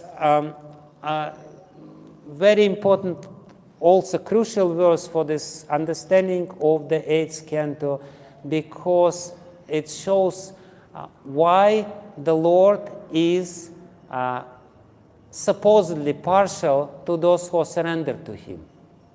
Because he is like Kalpataru. Kalpataru, desire tree, will give you everything only if you come to Kalpataru, take shelter of Kalpataru, and ask something from Kalpataru. Then the Kalpataru will give. Demons don't get because they don't go to Kalpataru. The Lord is impartial. He equally distributes goods to devotees and to the demons, but he has this nature of kalpataru. Therefore, if you come to him, if you surrender to him, if you ask him the favor, being completely surrendered, he will fulfill your desires. And he will remain impartial. And if you don't come, he will not fulfill your desires. It doesn't mean that he is partial. It just depends on you. We have to surrender. We have to come to him. We have to ask him something. And this is the whole verse, which the important verse which Srila Jiva Goswami takes in Bhakti Sandarbha, in Paramatma Sandarbha, to explain the impartiality of the Lord. Very important verse, how it works, why the Lord remains impartial, even though he only reciprocates with the surrendered people. Because that's his nature, that's what it is.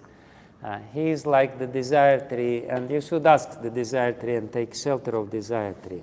Anyway, so that's, we already covered 6 elements of surrender. The first 2 elements, anukulyasya sankalpah pratikulyasya varjanam. Manu Maharaj is explaining, Gajendra, the elephant, he is explaining how to seek the protection of the Lord, to be sure in the protection of the Lord. Then demigods and Aditi, they're explaining how to be sure that the Lord will fulfill all your desires and will maintain you. And then Shiva is very humble, being humiliated by the Lord. And of course, Bali Maharaj is very humble, and he is the personification of Atmanikshepa, of complete surrender, including his own head. So that's all being described, and we described 4 motivations so far. The motivation to surrender because we are suffering, the motivation because we need some money, inquisitiveness, and the pure motivation. There is only one remaining topic. The motivation to surrender because we want knowledge of the Lord. Because we really jnani, we want knowledge. And that is depicted in the last chapter of this 8th canto, in the story of Satyavrata Muni and Matsya Avatar.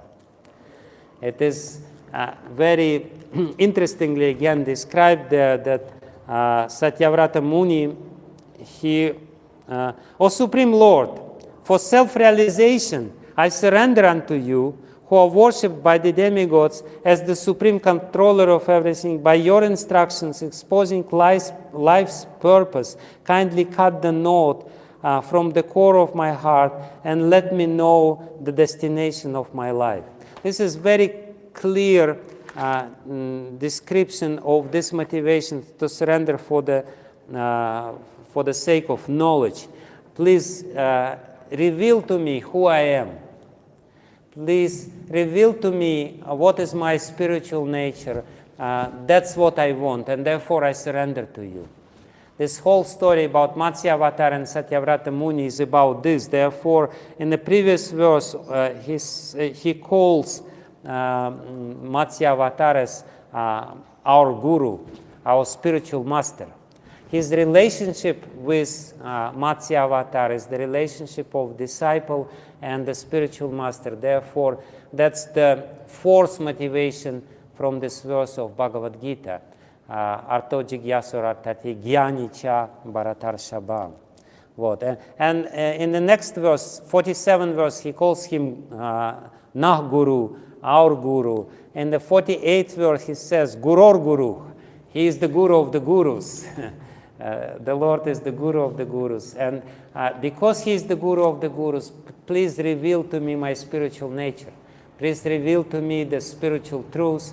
That's the 53rd verse, the last verse of his prayers, Satyavrata Muni prayers.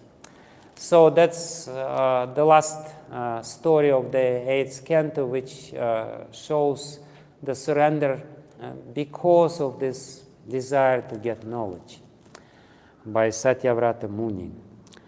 So that's basically the short description, very cursory description of what 8th canto is about. It's the complete science of surrender. And if you want to surrender, to know what it means to surrender, how to surrender, and of course, there is a side topic which is also there, that if your surrender is not proper, then you will make the offenses.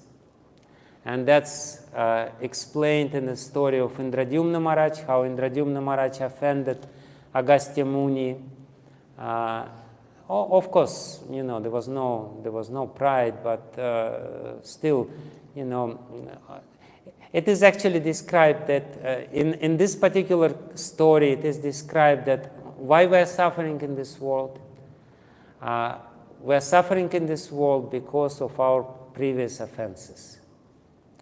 And actually, Jiva Goswami, he takes the example of a Gajendra, the elephant, as the story of Gajendra the elephant, as the story or as an example which shows what happens when we commit offenses while chanting the holy name.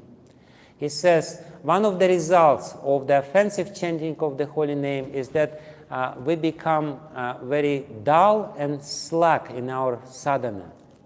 If we offensively commit our sadhana, the sadhana becomes very, it's not very exciting for us. So, and he says, this is exactly what happened with Indradyumna Maharaj. He was a devotee, he committed an offense, he became a dull elephant.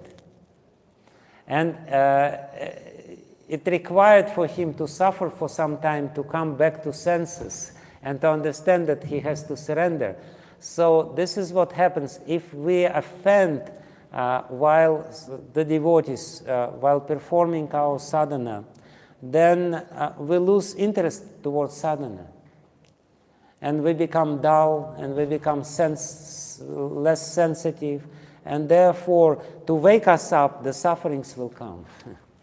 So that's another important lesson. And of course, demigods, they were deprived of their possessions because of the offense of Brihaspati, who was offended by Guru, by Indra.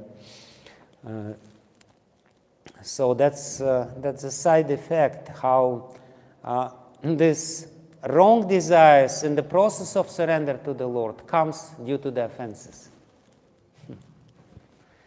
So it's important to understand that, my natural position is to be surrendered to the Lord. And I have to do it because that's my nature, because the Lord is so nice and so beautiful and so attractive, like Bali Maharaj did it. And for that, to do this, we need blessings of the pure devotees, like Prahlad Maharaj in case of Bali. So that's in gist the description of the message of the 8th canto of Shrimad Bhagavatam. So next will be the 9th canto. Sorry for such a long class. Thank you very much. Hare Krishna. Hare Krishna, Maharaj. Thank you very much for yet another very in-depth. Though you say it is a structural overview, but actually it takes us quite deep into the elements and key characteristics of these cantos. And as you rightly encapsulated, Canto 8 is the science of surrender. There have been many quotable quotes that came through in today's session,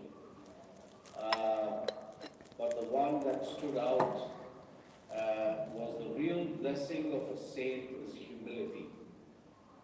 And the second was the part that why difficulties come to the fully surrendered souls is because they take those difficulties, live through it in humility to teach the ones who are not yet surrendered.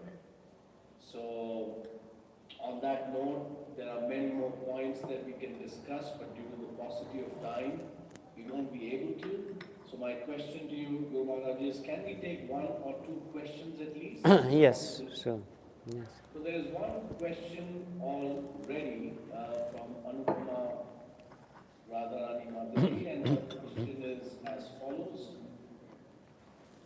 Hare Krishna Maharaj, please accept my respectful obeisances. Thank you for the enlightening lecture. The demigods are known to be mixed bhaktas. When they approach Lord Vishnu for protection against the demons, they do so out of fear. Is there not a component of their duties in their respective positions being hampered by the demons? Those duties which have been designated to them ultimately by the Supreme Lord Himself. How should or with what mentality should practicing devotees approach the Lord for relief in the hurdles in executing their duties to the Lord?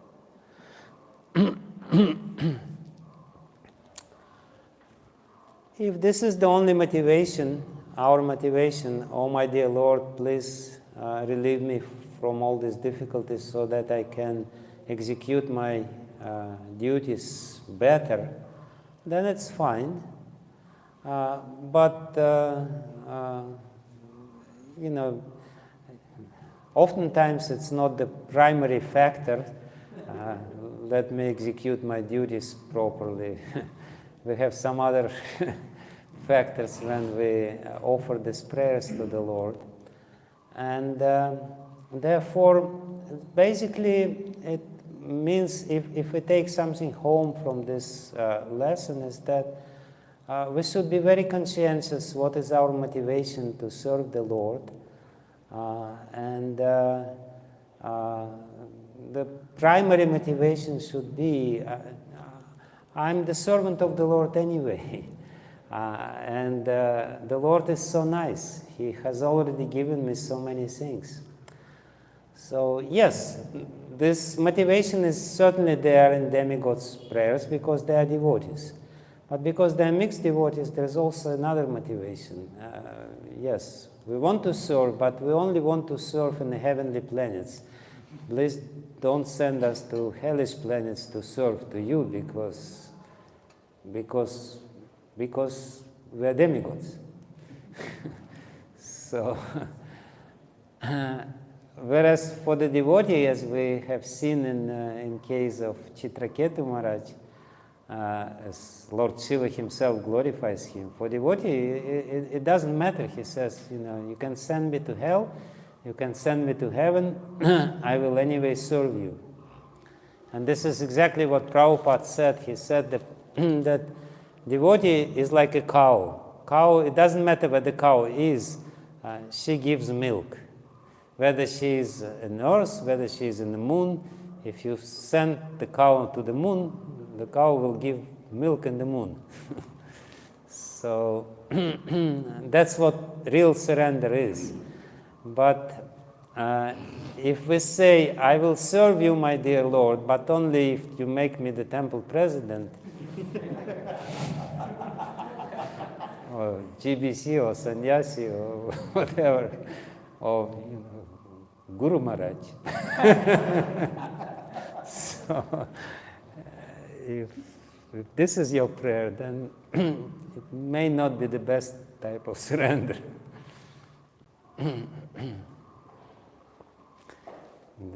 I have a little friend, a little boy, and he was very little boy.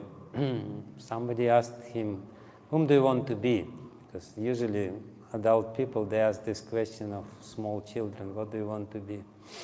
And he looked around and he said, I want to be Guru Maharaj.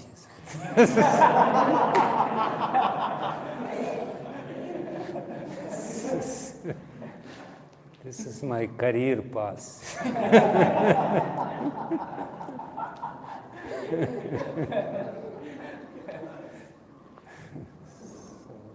He's very surrendered. Okay. Thank you, Maharaj. So we have two more questions. I don't know whether we can take both. Okay, let's do it. We have time? Yes, yes. Okay. This is a question from Arun. By working hard, he's referring to what you said in your session. You mentioned that if you work very hard, then Lord will fulfill whatever desires we have. So on that, the question is, by working hard, can we achieve what is not there in our destiny? If we surrender to the Lord, yes, because the Lord, He's complete. We are incomplete. We are limited by our destiny, but we can achieve incredible results, which are not within our destiny if we surrender to the Lord, because the Lord, the Lord uses us as His instrument. And for Him, it doesn't matter whether it is our destiny or not our destiny.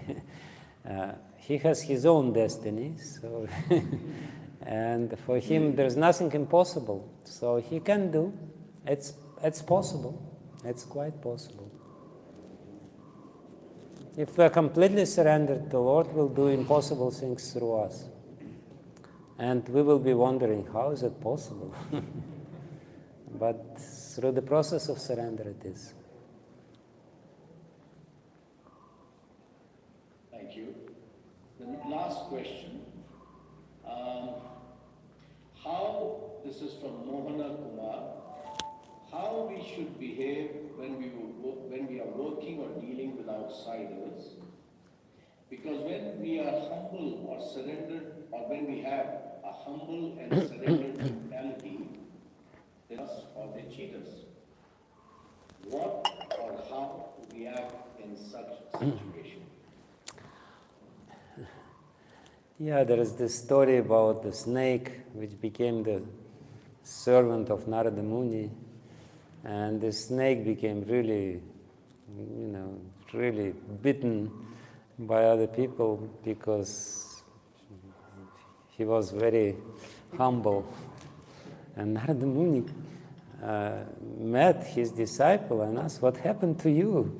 You were robust and very healthy snake, and you became a very downtrodden creature. How did it happen? He said, because I'm a devotee, I'm supposed to be humble. And Narada Muni said, no. You can show your hood. You don't have to buy it, but you can show your hood. So, and therefore, Srila Prabhupada was teaching the same. One of his lady book distributors came and she said, Prabhupada, how can I distribute book if I'm humble? I cannot. I will not be able to distribute even one book if I'm humble. I have to be really, proud and outgoing to deal with the outside people. And Prabhupada said, while distributing books, you should be like a lion. But while coming back in the temple, you should be like a lamb. So dealing with other people, you should be a lamb in a lion's skin. Internally, you should be a lamb, but externally, you put lion's skin and say, "Ha!" So, but internally, we're surrendered souls. But for the sake, and Prabhupada, sometimes he would show, externally he would be very proud, but internally he was always a surrendered soul, very humble. But some foolish people, by looking at him, superficially may conclude that he's so proud. No, but he was the servant. His consciousness was very humble.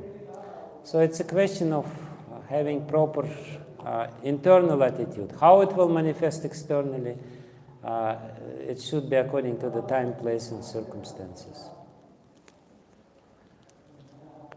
Okay. Thank you. There is one request from Gaurav Prabhu. He's requesting, if possible, can one question be taken, though this was the last one from my side. Yes, sure. So, okay, this is really the last one. because we'll have a few little announcements after that. The question comes from Gaurav Prabhu. Why we are not surrendering to Lord is because of fear. Example, Kunti Maharani, even Prabhupada, etc. Srila Bhakti Siddhanta Thakur says that those who are favored by Lord, their path is smeared with thorns. That's why we are not surrendering. What's your thoughts on this, Maharaj? As far as I know, everyone's path is sprinkled by thorns. I haven't seen anyone who is only walking on the carpet. Usually everyone has thorns, but if you surrendered, you can overcome all these thorns. You will not even notice all these thorns because you are surrendered. Thorns are there in everyone's life. Does anyone doesn't have any thorns, whether he's surrendered or not surrendered? It doesn't matter. Everyone has difficulties, but the internal surrender helps us to undergo these difficulties properly. And moreover, like if you're not surrendered, you undergo all these difficulties. At the end result is that you become really miserable, and you get so much negative emotions accumulated within your heart, and you become an old, unsurrendered, and quite cranky man who is not happy with life.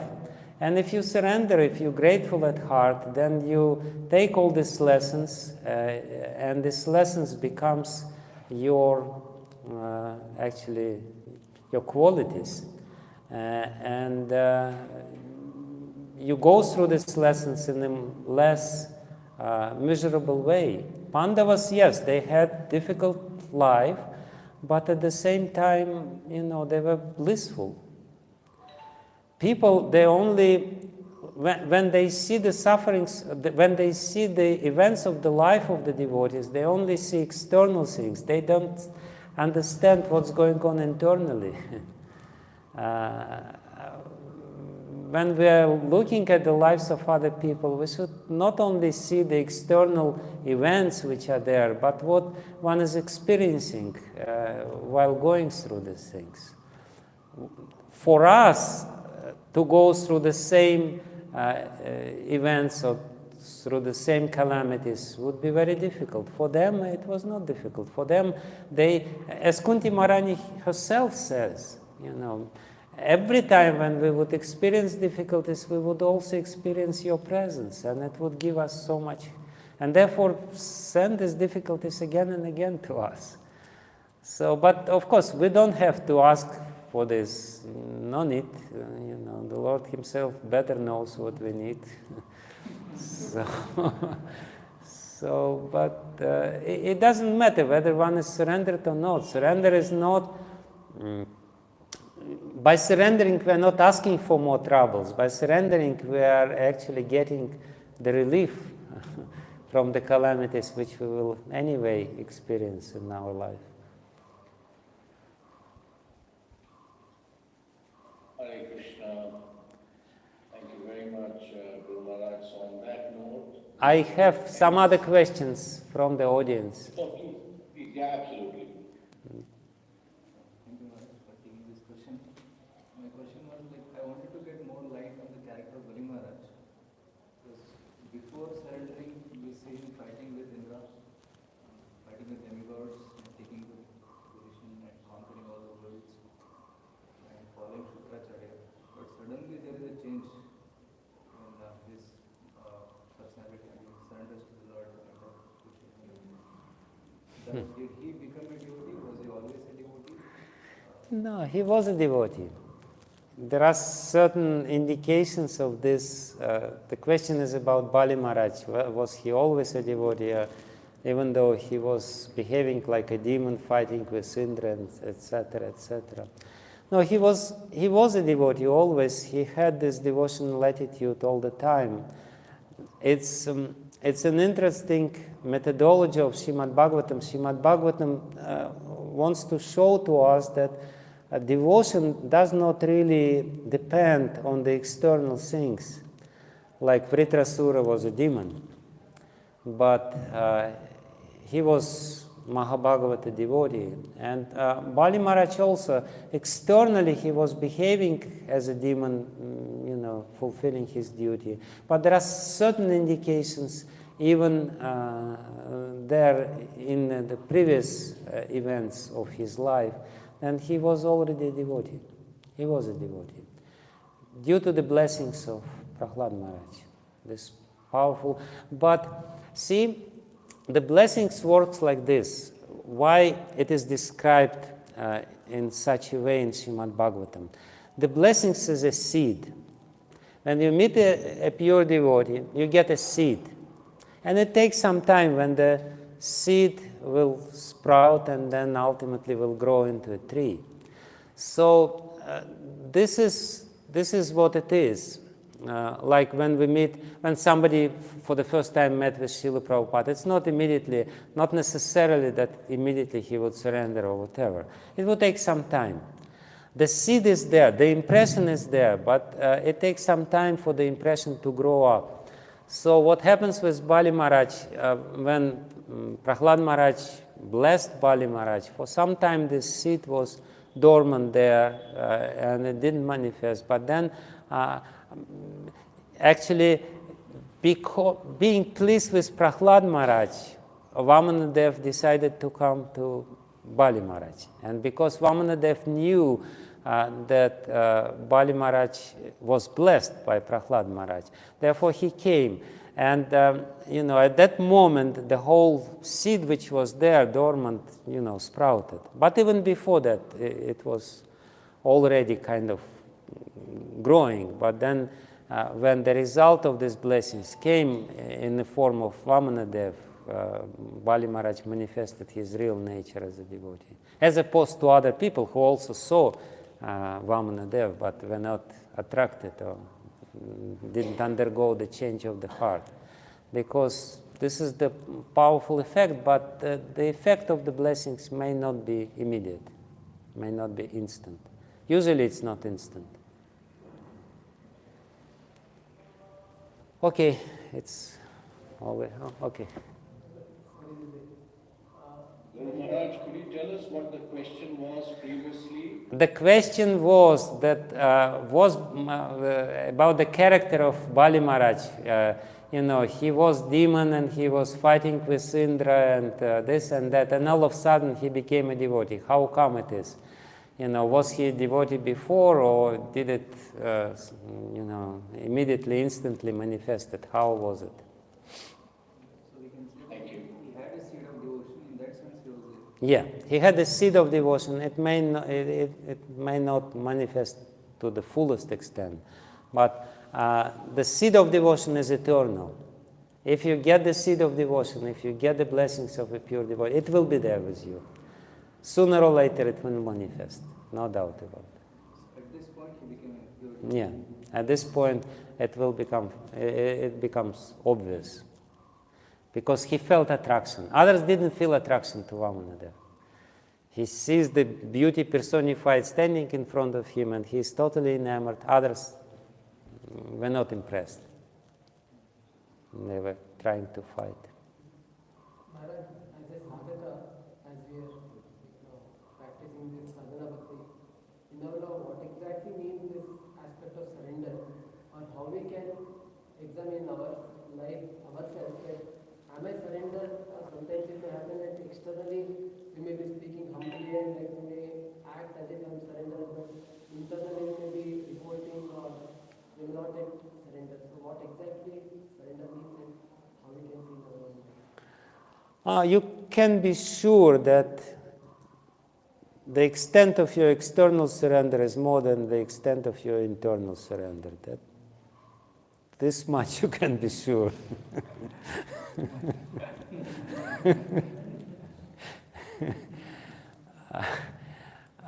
But it's a dynamic process. We are, we are constantly reminded by Shrimad Bhagavatam, by the devotees, by the authorities that we should surrender. It may be a struggle, internal struggle, but how we can check ourselves, examine ourselves whether we're surrendered or not. There are the 6 lakshanas, how strictly we follow everything which is necessary, anukulyasya sankalpa, how strictly we are rejecting everything which is not good or not favorable.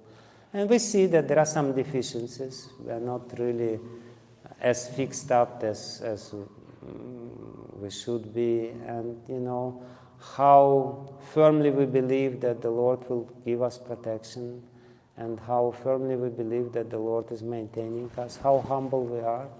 Basically, the most obvious characteristic which easily checkable by outsiders and by ourselves also is the extent of our internal humility, how humble we are. And humility, how we check the level of our humility is how we take the difficult situation. If we take the difficult situation with the gratitude in the heart, that's humility. Actually, gratitude is the main manifestation of humility. If we're grateful, we're humble. If we're not grateful, we're proud. Okay, thank you very much. I guess that's it. It was quite Hare long. Krishna. So we also want to thank His Grace Narahari Chaitanya Prabhu for really hosting, not only hosting Maharaj in Bangalore, but also hosting these sessions, and particularly today's session, and to all the assembled devotees there. Our humble pranams to everyone. And thank you to all the devotees who joined in today. We had more than close to 66 devotees in attendance. Stay connected. We have sent you the links of School of Vedic Studies. Please register yourself there so that you can get the notifications for all our future sessions, particularly with Maharaj. Hopefully in the next 2 weeks you'll hear from us for the next session on the 9th canto. So on that note, we are deeply honored, fortunate to have Maharaj amongst us, and we thank him from the bottom of our hearts for giving yet another wonderful session on the 8th canto of Shrimad Bhagavatam. His Holiness Bhakti Vigyan Goswami Guru Maharaj ki Srila Prabhupada ki jai. Ki Hare Krishna. Thank you.